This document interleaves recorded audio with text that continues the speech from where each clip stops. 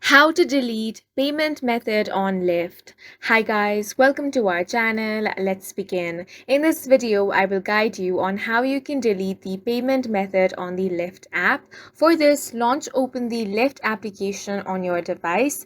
If you do not have this application, you can get it from Play Store or App Store. Once you have launched the application, make sure to sign into your account.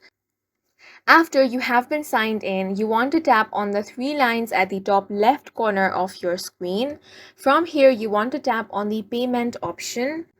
Now here all of your payment methods will be displayed. If you want to delete your payment method, you can add another payment method first. For that, tap on the add payment method option. Then you can choose between credit or debit card, PayPal or cash. If you select credit or debit card, tap on that. Here you want to enter the card number.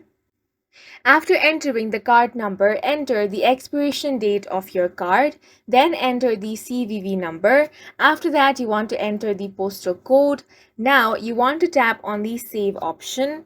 Once you have added another payment method, now you can proceed to delete your payment method. For that, you want to tap on the previous payment method that you wish to delete. Now tap on the delete button.